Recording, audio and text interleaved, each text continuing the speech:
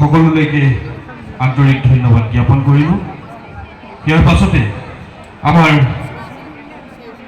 বৃন্দাবন বঁটা প্ৰাপক আমাৰ সন্মানীয় আদৰ্শ সত্ৰৰ সত্ৰাধিকাৰ শ্ৰী শ্ৰী মুনমুন দেৱগোস্বামী প্ৰভু তেওঁৰ চমু দুআষাৰ মন্তব্যৰে আমাৰ সকলোকে আশীৰ্বাদ বৰষিব বুলি আশা কৰিলোঁ।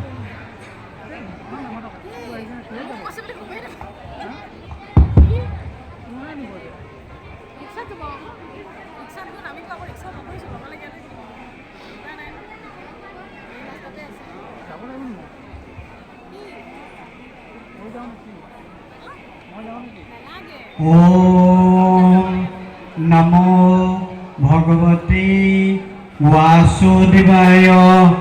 ओम नमो भगवते वासुदेवाय। ओम नमो भगवते वासुदेवाय। श्री कृष्णाय वासुदेवाय दैवकी नंदनाय नंदगोप कुमाराय गोविंदाय नमो नमः।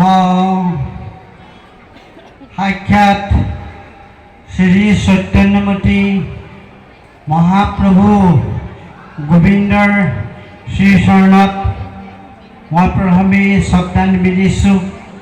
वैकुंठर सदृश महावैष्णवबृंद लगते भक्त वैष्णव सकলৰ श्री चरणत श्रद्धांजलि दिछु। बज्रधाমৰ गोपी सदृश आध्यात्मी सकলৰ श्री चरणत श्रद्धांजलि दिछु। বৃন্দাবন সদৃশ গোপ বালক সকলৰ শ্ৰী চৰণত শ্ৰদ্ধাঞ্জলি দিছোঁ। আজি এই দুলীয়াজান সমস্ত ৰাস উদযাপন সমিতিৰ সভাপতি ৰাণা বৰাদেৱ, কাৰ্যকৰী সভাপতি মহন্তদেৱ আৰু উদ্যোক্তাসকল, উদযাপন সমিতি বিষয়ববীয়া সমূহ ৰাইজৰ সহযোগত উদযাপন কৰি অহা এই 52টা বছৰ অতিক্ৰম কৰি আজি এই বছৰত আমি আমাৰ সন্মুখত আজি সমূহ ৰাসপ্ৰেমী ৰাইজৰ শ্ৰীচৰণত উদযাপন সমিতিৰ লগতে সমূহ আমাৰ পৰিচালক কলা কৌশলিক মূল বিষয়ববীয়া ৰাসত অংশগ্ৰহণ কৰা শিল্পীসকল, দুৰ্বাঘ যন্ত্ৰ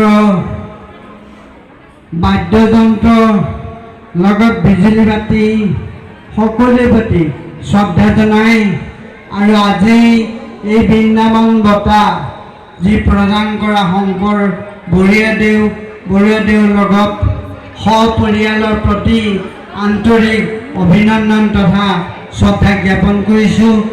আৰু ইয়াৰ লগতে আজি এই ৰাস মঞ্চ ভাগ অৰূপ শৰ্মাদেৱে উন্মোচন কৰি আমাক এই সুন্দৰ পৰিৱেশত এটা এগছ বন্তি, যি বন্তিৰ যোগেদি আজি আমাৰ ৰাস সদায় সজীৱ হৈ উঠাৰ এটা পৰিৱেশ আমাৰ মাজত ৰচনা কৰিলে, তেখেতলৈ আন্তৰিক অভিনন্দন শ্ৰদ্ধা আৰু আশীৰ্বাদ জনাইছোঁ।